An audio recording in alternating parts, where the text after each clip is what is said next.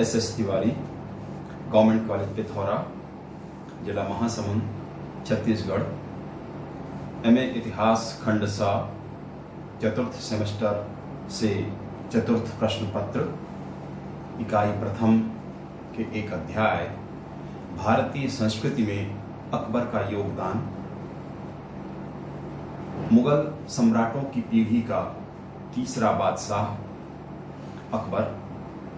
अकबर शब्द का शाब्दिक अर्थ अजीम या महान होता है, जो मूलतः अरबी भाषा का शब्द है तथा फारसी एवं उर्दू में भी स्वीकृत है। अकबर का जन्म 1542 ईस्वी सन में 15 अक्टूबर को हुआ था। इसका जन्म स्थान अमरकोट का किला, जो राणा वीर साल या अमर साल का था। पिता हुमायूं, माता हमीदा बानो बेगम। राज्याभिषेक इनका 14 फरवरी 1556 को हुआ। औपचारिक शिक्षा नगण्य, कारण स्वयं की रुचि न होना, किंतु शस्त्र चालन विद्या और युद्ध का प्रशिक्षण प्राप्त हुआ। संरक्षक बैरम खां और अंतःपुर के प्रभाव में प्रारंभिक शासन कार्य इनके द्वारा संपादित किया गया, किंतु कालांतर में इन्होंने स्वयं अपना कार्य संभाला। अब हम संस्कृति शब्द पर विचार करेंगे। संस्कृति शब्द संस्कृत शब्द से उद्भूत है। संस्कृत शब्द समकृत से बना है। सम का अर्थ भली प्रकार, कृत का अर्थ बनी, भली प्रकार बनी, यह संस्कृत का अर्थ हुआ। संस्कृति समकृति से निर्मित है। भली प्रकार बनी हुई इसका अर्थ होता है। सरल शब्दों में कहें, परिष्कृति या संस्कारित भी इसे कह सकते हैं। व्यवहारिक अर्थों में संस्कृति का अर्थ खान पान, रहन सहन, आचार व्यवहार, वस्त्राभूषण, नैतिकता, शिष्टाचार, विचार, धर्म, मान्यताएं, विश्वास, चिकित्सा, चित्र, मूर्ति, स्थापत्य एवं संगीत कला, मनोरंजन, इन सभी के लिए यदि एक शब्द का प्रयोग करना हो तो वह शब्द है संस्कृति। स्पष्ट है, संस्कृति एक व्यापक शब्द है और इसमें ये सारी बातें अंतर्निहित होती हैं। व्यवहारिक अर्थ को सरलतम शब्दों में कह सकते हैं, जीने का तरीका, जीवन की पद्धति अथवा जीने का ढंग ही संस्कृति है। संस्कृति के समानांतर एक शब्द प्रयुक्त होता है, वह है सभ्यता। सभ्यता शब्द भी उन्हीं अर्थों में प्रयुक्त होता है जिन अर्थों में संस्कृति। सभ्यता मूलतः भौतिक होता है, स्थूल और प्रत्यक्ष दिखाई पड़ने वाला, जो प्रत्यक्षतः दृष्टिगोचर होता है, यह सभ्यता है। संस्कृति वैचारिक है, मानसिक है, बौद्धिक रूप में है और अप्रत्यक्ष रूप में होती है। स्पष्टतः दृष्टिगोचर नहीं होती, किंतु सभ्यता के मूल में संस्कृति होती है। कह सकते हैं, संस्कृति नींव है, सभ्यता दिखने वाला भवन है। संस्कृति एक सोच के रूप में, एक विचार के रूप में, एक समझ के रूप में होती है। संस्कृति हमारे समस्त कार्यों की निर्धारक है, नियंत्रक तत्व है, जिससे जीवन की सारी बातें उद्भूत होती हैं। अब हम मूल विषय भारतीय संस्कृति में अकबर के योगदान के विषय पर विचार करेंगे। पहली बात इसमें हम कह सकते हैं कि भारतीय संस्कृति सनातन व प्राचीन संस्कृति है, प्राचीनतम संस्कृति है। हमारी संस्कृति या भारतीय संस्कृति संपन्न व विकसित अवस्था में थी अकबर के काल तक भी। वेद थे, उपनिषद थे, पुराण थे, जैन और बौद्ध धर्म का साहित्य था, विशद साहित्य था, षड्दर्शन की परंपरा थी, साहित्य और कलाओं से हम संपन्न थे, जीवन के प्रत्येक क्षेत्र में उत्कृष्ट स्थिति में थे। अब ये प्रश्न उठता है कि जब हमारी संस्कृति संपन्न थी, हम उत्कृष्ट अवस्था में थे, हमारी संस्कृति प्राचीन थी, विकसित थी,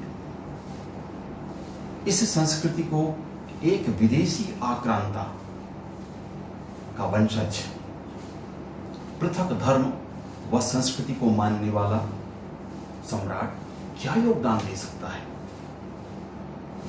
अवश्य यह एक विचारणीय प्रश्न है। आइए हम इस पर विचार करते हैं। अकबर पूर्व विदेशी आक्रांताओं की पृष्ठभूमि में इस पर हम विचार करेंगे।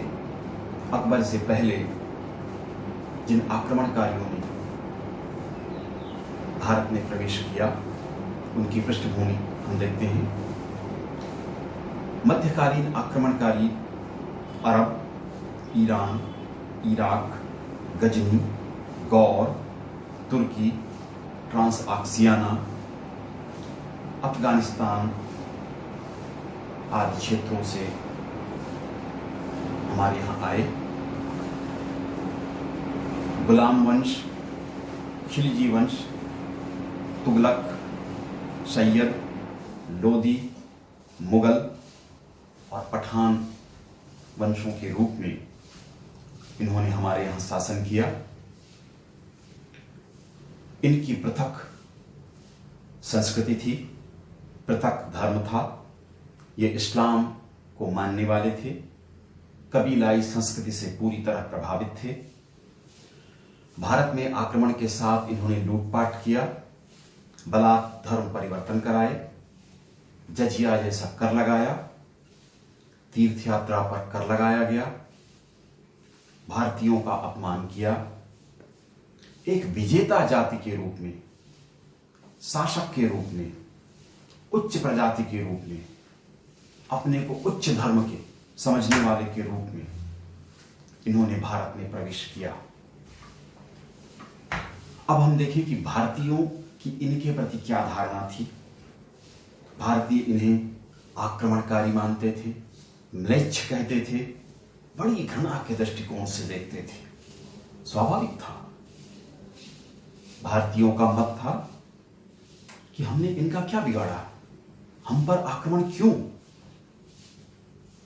हमारे साथ ऐसा दुर्व्यवहार क्यों, हमारी संस्कृति पर आक्रमण क्यों? हम तो शांतिपूर्वक जीवन यापन कर रहे थे, हम पर आक्रमण क्यों, अत्याचार क्यों? ऐसी धारणा भारतीयों की इनके प्रति थी। संस्कृति के स्तर पर भारतीय संस्कृति के प्रवाह में बाधा उत्पन्न हुई, अवरोध उत्पन्न हुआ। संस्कृति जो अपनी गति से प्रवाहमान थी, उस गति में इन आक्रांताओं ने, इन आक्रमणकारियों ने अवरोध उत्पन्न किया, बाधा उत्पन्न कर दी। इन परिस्थितियों में अकबर का मूल योगदान क्या था? अकबर का मूल योगदान यदि हम कहें तो वह यह था कि भारतीय संस्कृति के प्रवाह और गति जो पूर्व में इन आक्रांताओं के आक्रमण के पूर्व विद्यमान थी, उस गति, उस प्रवाह की बाधाओं को अकबर ने हटा दिया और भारतीय संस्कृति अपने मूल प्रवाह में प्रवाहित होने लगी। मूल रूप से अकबर ने इन्हीं बाधाओं को हटाया था। दूसरा, हम ये भी कह सकते हैं कि उसने समन्वित संस्कृति को गति देने का प्रयास अवश्य किया था, क्योंकि वह स्वयं शासक था। शासक वर्ग पृथक धर्म और संस्कृति को मानने वाला था, और जिन पर उनको शासन करना था वो पृथक धर्म और संस्कृति को मानने वाले थे। इन परिस्थितियों में किस प्रकार उन पर शासन किया जा सकता था? वह एक ही रास्ता था। यदि कोई शासक समझदार हो, समझता हो, तो वह उसी प्रकार की नीति अपनाता जैसा कि अकबर ने अपनाया। तो अब हम देख लेते हैं अकबर का योगदान किस प्रकार रहा। पहला, युद्धबंदियों को गुलाम व बलात् मुसलमान बनाना बंद करना। 1562 में अकबर ने यह कदम उठाया। यह परंपरा थी कि युद्धबंदियों को गुलाम बना लिया जाता था, उन्हें बलात् मुसलमान बनाया जाता था। अकबर ने इस प्रथा को बंद करा दिया। जैसा कि मैंने आपसे कहा था, भारतीय संस्कृति के मूल प्रवाह की बाधाओं को अकबर ने एक एक कर हटाना शुरू किया। ये पहली बाधा उसने हटाई। दूसरा बिंदु है तीर्थ यात्रा कर समाप्त करना। 1563 में अकबर जब मथुरा में था, उसे ज्ञात हुआ कि हिंदुओं पर, सनातन धर्म के मानने वालों पर मथुरा में प्रवेश करने पर तीर्थ यात्रा कर देना होता है, और यह नियम पूरे देश में लागू है। उसने इसे हटाने की घोषणा कर दी 1563 में। इस प्रकार ये दूसरी बाधा थी भारतीय संस्कृति के प्रवाह में, उसको अकबर ने समाप्त किया। तीसरा बिंदु है जजिया कर हटाना।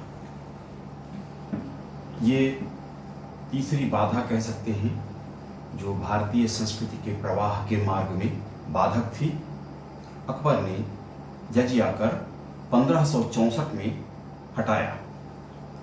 आप सभी जानते होंगे, जजिया कर गैर मुस्लिमों को देना होता था जिन्होंने इस्लाम धर्म ग्रहण नहीं किया। यह एक तरह से अपराध हुआ।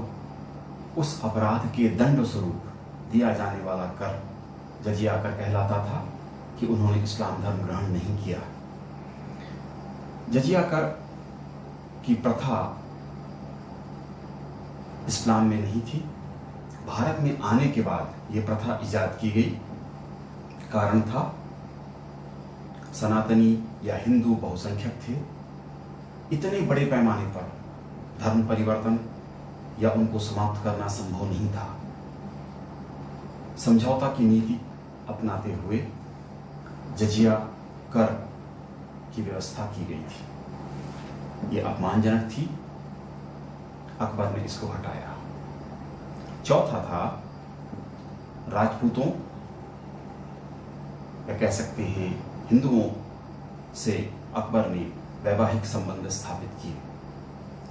सबसे पहले बिहारी मल या भारमल की पुत्री हरख बाई के साथ अकबर का वैवाहिक संबंध स्थापित हुआ।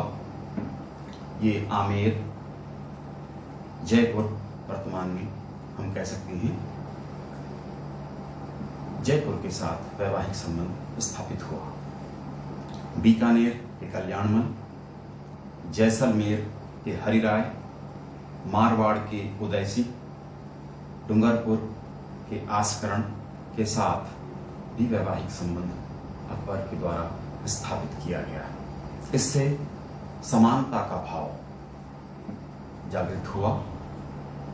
राजपूतों को अकबर ने सम्मान दिया, अपने दरबार में भी उनको सम्मानपूर्ण स्थान दिया। इस कारण राजपूत उनके विश्वस्त हुए और उनका सहयोग किया। पांचवी बात थी हिंदुओं को उच्च पद प्रदान करना।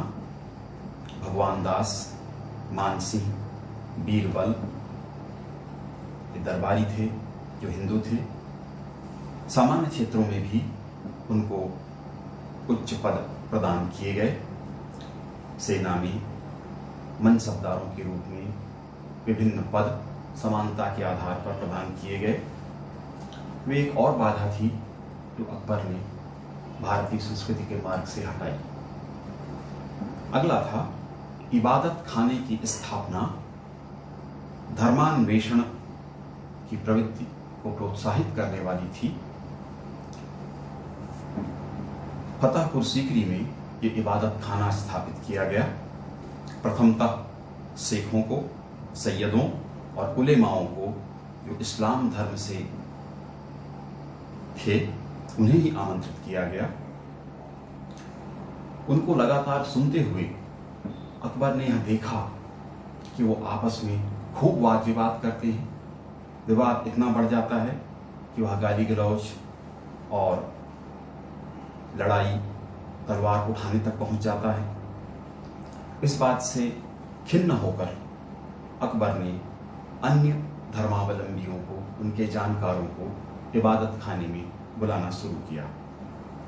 हिंदू धर्म या सनातन धर्म से पुरुषोत्तम और देवी को, पारसी धर्म से मेहर जी राणा को, जैन धर्म के हीर विजय सूरी, विजय सेन सूरी को, ईसाई धर्म से भी जो पुर्तगाली पादरी थे उनको उसने आमंत्रित किया। ध्यानपूर्वक उनको सुनना प्रारंभ किया। इस इबादत खाने की स्थापना से सभी धर्मावलंबियों को यह विश्वास होने लगा कि सम्राट उन सभी को समान मानता है। यह संदेश पूरे देश में गया। सातवीं बात थी कट्टर धार्मिकता एवं धर्मांधता से मुक्ति। अकबर ने यह अनुभव कर लिया था कि उलेमा वर्ग का शासन पर अनावश्यक, अनधिकृत हस्तक्षेप होता है। इसको दूर करने का प्रयास उसने किया। उसने खुतबा पढ़ा, मजहर नामक पत्र उसने पढ़ा, जिसे हम अभ्रांति आज्ञा पत्र के नाम से भी जानते हैं। 22 जून 1579 को उन्होंने खुतबा पढ़ा, मजहर नाम का पत्र पढ़ा। स्वयं को इमाम आदिल अर्थात धर्म का प्रमुख व्याख्याकार उन्होंने घोषित किया। विवाद की परिस्थिति में अंतिम निर्णय का अधिकार अकबर ने अपने पास सुरक्षित किया। इस कारण उलेमा वर्ग का, शेख सैयदों का हस्तक्षेप शासन के कार्यों में उसने बंद कर दिया। यही उलेमा वर्ग धार्मिक कट्टरता और धर्मांधता के लिए जिम्मेदार थे। उस बाधा को भी उसने हटा दिया। अगला था समन्वित धर्म दीन ए इलाही, या इसी धर्म को तौहीद ए इलाही भी कहा जाता है। उसकी उसने स्थापना की 1582 में। हमने पूर्व में चर्चा की कि इबादत खाने की स्थापना की गई। सभी प्रमुख धर्मावलंबियों को उसने सुना और सुनकर सभी धर्म में सत्य को देखते हुए सभी धर्मों के अच्छे तत्वों को उसने एकत्र किया और एक नया धर्म प्रतिपादित करने का प्रयास उसके द्वारा किया गया, जो दीन इलाही या तौहीद इलाही के नाम से जाना जाता है। 1582 में इसकी उसने घोषणा की।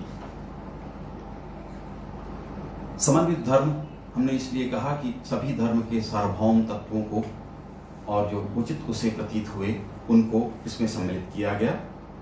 इसके आंतरिक सूत्रों में उदारता, दानशीलता, क्षमादान देना, क्रोध का त्याग करना, सांसारिक इच्छाओं का त्याग, बंधन मुक्ति के प्रयास, पुण्य संचय का प्रयास, कर्मफल की अवधारणा को स्वीकृत करना, भक्ति, ज्ञान, मधुर भाषण, संसार से विरक्ति और एकेश्वरवाद इसके आंतरिक सिद्धांत थे या मान्यताएं थी, विश्वास थे। सामान्य व्यवहार में इस धर्म के मानने वालों को जमीन बोझ या सिजदा करना होता था सम्राट का। हर रविवार को इसकी दीक्षा दी जाती थी। अभिवादन का इनका तरीका था, एक व्यक्ति या प्रथम व्यक्ति अल्लाहु अकबर कहता था, दूसरा जल्ले जलालहू से उसका जवाब देता था। प्रत्येक व्यक्ति को जो इस धर्म को मानता हो, जन्मदिन मनाना होता था, भोज देना होता था, अपने जीवन में ही श्राद्ध कर्म, मृत्यु भोज उसे देना होता था। उसे शाकाहारी होना होता था, मांसाहारी नहीं हो सकता था। सूर्य और अग्नि की उपासना करनी होती थी और अन्य धर्मों के साथ सहनशीलता का व्यवहार उसे करना होता था। यद्यपि यह धर्म बहुत सफल नहीं हुआ, अकबर की मृत्यु के साथ समाप्त भी हो गया। दरबार में प्रमुख हिंदू जो पदाधिकारी थे उन्होंने इसे स्वीकार नहीं किया। भगवान दास मानसिंह ने अस्वीकार कर दिया। केवल बिरबल ने दरबारियों में इसे स्वीकार किया था। अकबर ने इसके प्रचार के बहुत प्रयास नहीं किए। बलात् लोगों को इसमें सम्मिलित करने का प्रयास नहीं किया। राजकीय शक्तियों का प्रयोग करके धर्म को बढ़ाने का प्रयास नहीं किया। यह भी उसकी उदारता थी। तो इस तरह से यद्यपि यह धर्म असफल हुआ, किंतु फिर भी अकबर की मंशा इससे स्पष्ट हो गई कि वह सभी धर्मों का समन्वय चाहता है। यह संदेश पूरे देश में गया। धार्मिक कट्टरता की जो बात, जो अविश्वास जनता के मन में था, वह तिरोहित हुआ। अगला बिंदु था राजकीय प्रशासकीय एकता की भावना को अकबर ने प्रोत्साहित किया। समान प्रशासन और शासन पूरे देश में लागू किया गया। अधिकारी और कर्मचारियों का स्थानांतरण दूसरे प्रांतों में लगातार किया जाता था। उससे उनके भीतर एक देश के होने की भावना जागृत हुई। धर्म और जाति का भेद राजकीय और प्रशासकीय कार्यों में नहीं किया गया। समान पद सभी को दिए गए। इस तरह राजकीय और प्रशासकीय एकता की भावना भारतीयों के मन में जागृत करने में अकबर सफल रहा। अगला बिंदु था सामाजिक सुधार, समानता तथा एकता के प्रतिमान अकबर के द्वारा स्थापित करने का प्रयास हुआ। समान पद सभी को प्रदान किए गए, कोई भेदभाव नहीं किया गया। सामाजिक मेल जोल बढ़ाने पर जोर दिया गया। धर्म परिवर्तन पूरी तरह से बंद कर दिए गए। जो व्यक्ति अपने मूल धर्म में वापस होना चाहते हों, उनको यह अधिकार दिया गया। ज्यादातर हिंदू या सनातनी थे जिन्हें बलात् धर्म परिवर्तन कराया गया था इस्लाम धर्म में। बड़ी संख्या में उन्होंने धर्म में अपनी वापसी की। सामाजिक सुधार के कार्य संपादित किए गए। बाल विवाह, नरबलि प्रथा, सती प्रथा, कन्या हत्या, कम उम्र में विवाह, बहुपत्नी प्रथा, मद्यपान निषेध, वेश्यावृत्ति पर नियंत्रण का प्रयास किया। इसे निषिद्ध किया गया। मद्यपान निषिद्ध किया गया, किंतु इनकी संख्या काफी थी। इस कारण नगर से बाहर शैतानपुरा बसाकर इन वेश्याओं को वहां स्थापित किया गया। बहुपत्नी प्रथा रोकने का प्रयास इसने किया, लेकिन इस्लाम में यह धारणा होने के कारण बहुत सफलता नहीं मिली। स्वयं भी इसका पालन नहीं करता था। उसके हरम में हजारों स्त्रियां थीं, किंतु फिर भी उसने एक आदर्श रखा कि लोग एक विवाह करें। इस प्रकार सामाजिक सुधार, समानता और एकता की प्रतिमान स्थापित करने का प्रयास हुआ। अगला बिंदु था त्योहारों का समन्वित आयोजन। दशहरा, दीपावली, होली, रक्षाबंधन, शिवरात्रि, ईद, नौरोज, बरा बफात आदि त्योहार स्वयं मनाने लगा। राजकीय आयोजन इसके लिए होते थे, सभी कर्मचारियों को उसमें सम्मिलित होना था, आवश्यक था, जनता के लोग भी इसमें सम्मिलित होते थे। इस प्रकार त्योहारों का समन्वित आयोजन की परंपरा उसने प्रारंभ की। शिक्षा का सह विकास। शिक्षा के ऊपर मुगल काल में या अकबर के काल में बहुत ध्यान तो नहीं दिया गया, किंतु स्वाभाविक जो गति थी, विकास था, वो होता रहा। मदरसे और मक्तबे, मुस्लिम धर्म से संबंधित शिक्षा का विकास हुआ, तो दूसरी ओर हिंदू पाठशालाएं एवं संस्कृत पाठशालाएं भी स्थापित की गई। फारसी और उर्दू का विकास हुआ, तो हिंदी और संस्कृत का भी विकास हुआ। समान रूप से उनको अनुदान दिए गए। तो शिक्षा के क्षेत्र में भी भारतीयों ने अनुभव किया कि उनके साथ कोई भेदभाव नहीं हो रहा। अगला बिंदु था साहित्यिक विकास। संस्कृत और फारसी भाषा का विकास हुआ। फारसी प्रकाश नाम का एक कोश की रचना इस समय हुई। रामायण, महाभारत, अथर्ववेद, लीलावती जो गणित से संबंधित ग्रंथ है का फारसी में अनुवाद हुआ। संस्कृत में ग्रंथ जैन विद्वानों के द्वारा रचित किए गए। अकबर शाही दर्पण, भानुचंद चरित्र की रचना हुई। अबुल फजल ने अकबरनामा, फैजी ने मरकज़े अदबार नाम के ग्रंथ लिखे। हिंदी भाषा का भी विकास हुआ। बड़े बड़े साहित्यकार और कवि इस युग में हुए।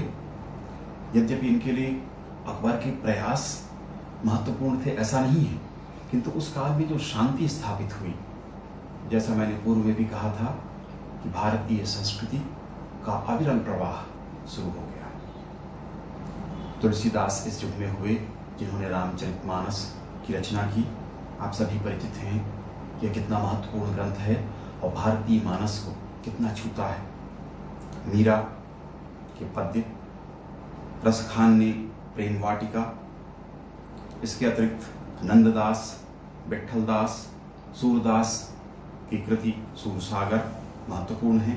कुंभनदास, रहीम, अब्दुल रहीम खान खाना जो रहीम के नाम से ख्यात हैं। बैरम खां अकबर के संरक्षक के पुत्र थे। जब बैरम खां को मक्का जाने की आज्ञा अकबर ने दी, उसके बाद उनके पुत्र अब्दुल रहीम को अपने पास रख लिया। इस प्रकार साहित्य का विकास इस काल में हुआ। अगला बिंदु था चित्रकला का समन्वित विकास। चित्रकला की ईरानी शैली एवं भारतीय शैली दोनों का समन्वय हुआ। चंगेजनामा, जफरनामा, रामायण, कालिया दमन का चित्रांकन इस काल में चित्रकारों के द्वारा किया गया।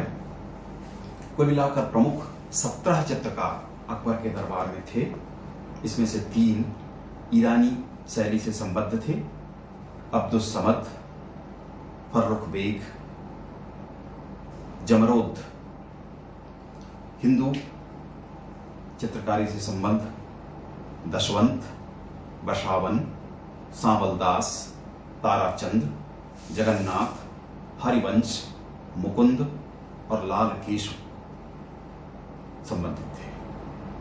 इस प्रकार चित्रकला का संयुक्त विकास, एक साथ विकास इस युग में हुआ। अगला बिंदु है स्थापत्य की मिश्रित तकनीक का विकास। इस काल में भवन निर्माण कला या स्थापत्य कला के क्षेत्र में मिश्रित तकनीक का विकास हुआ। लाहौर, आगरा, फतेहपुर सीकरी, सिकंदरा जहां अकबर का मकबरा बना हुआ है, फतेहपुर सीकरी में बुलंद दरवाजा, जो गुजरात विजय के पश्चात अकबर ने बनवाया था फतेहपुर सीकरी में। दीवाने खास, पंचमहल, मरियम का महल, जोधाबाई का महल, आगरा में जहांगीरी महल, ये स्थापत्य की मिश्रित तकनीक को दिखाने वाले हैं। इस्लामिक शैली में मीनारें, तहखाना प्रमुख रूप से होते थे। हिंदू पद्धति में तीरा, ब्रैकेट और सजावट की विशेष प्रकार की सामग्रियों का उपयोग होता था। इस्लामिक शैली में गुंबद भी होते थे और हिंदू शैली में तीरा, ब्रैकेट के साथ कमल, मंडप आदि का प्रयोग होता था। तो इनकी मिश्रित शैली हमको इस युग में देखने को प्राप्त होती है। अगला और अंतिम बिंदु है संगीत कला का समन्वित विकास। संगीत कला को लेकर अकबर के दरबार में 7 दल होते थे जो सप्ताह के 7 दिनों के लिए थे। प्रत्येक दिन के लिए पृथक संगीत दल होता था। हिंदू दल, ईरानी दल, कश्मीरी, तुर्की आदि दल हुआ करते थे। प्रसिद्ध संगीतज्ञ इस काल में हुए तानसेन, बाबा रामदास, बाज बहादुर, सुंदरदास, तानसेन के गुरु हरिदास। इस काल में तराना, ठुमरी, गजल और कव्वाली का विकास हुआ। इस तरह संगीत कला के क्षेत्र में भी पर्याप्त विकास हुआ और समन्वित विकास हुआ। इस काल में सम्राट अकबर के द्वारा राजस्व की अच्छी व्यवस्था की गई। भूमि की पैमाइश कराकर इसे पृथक श्रेणियों में विभाजित किया गया तथा करारोपण की व्यवस्था स्थापित की गई। मनसबदारी व्यवस्था इसी काल में स्थापित हुई। न्याय की समुचित व्यवस्था की गई जो भेदभाव रहित थी। शाही महल में हिंदू रानियों को धर्म पालन का अधिकार दिया गया। अकबरकालीन शांति व सुव्यवस्था के परिणाम स्वरूप तथा अकबर के द्वारा पूर्व शासकों द्वारा आरोपित अवरोधों को समाप्त कर देने के कारण भारतीय संस्कृति की गति पुनः स्वाभाविक रूप से प्रवाहित होने लगी। भारत में भक्तिकालीन संतों ने जो सनातन धर्म से प्रेरित था तथा सूफियों ने जो इस्लाम की आध्यात्मिकता के वास्तविक उत्तराधिकारी थे, दोनों ने मिलकर भारत में भक्ति, प्रेम, समानता, बंधुत्व तथा उदारता व समन्वय की अविरल धारा को प्रवाहित किया। इसी समय पंजाब की धरती में गुरु नानक देव जी द्वारा स्थापित सनातन धर्म या हिंदू धर्म की एक शाखा जो सिख मत के नाम से जानी जाती है, अकबर के काल में शांतिपूर्वक गतिमान रही। इस काल में 3 सिख गुरु, गुरु अमरदास, गुरु रामदास एवं गुरु अर्जुन देव हुए। इस काल में गुरु अर्जुन देव के कार्य अत्यंत महत्वपूर्ण थे। उन्होंने अमृतसर में स्वर्ण मंदिर की स्थापना की तथा गुरु ग्रंथ साहिब की रचना कार्य इनके द्वारा पूर्ण कराया गया। जहांगीर के काल में हमारे धर्म तथा संस्कृति की रक्षा में गुरु अर्जुन देव ने अपना सर्वोच्च बलिदान दिया। औरंगजेब ने अकबर द्वारा स्थापित संस्कृति प्रवाह की बाधाओं को रोकने वाले तत्वों को पुनः स्थापित कर दिया। धर्मांधता और कट्टरता का परिचय औरंगजेब ने दिया और अकबर द्वारा स्थापित समन्वय की व्यवस्था को नष्ट कर दिया। इस प्रकार अकबर ने समन्वित संस्कृति को स्थापित करने में अपना योगदान दिया।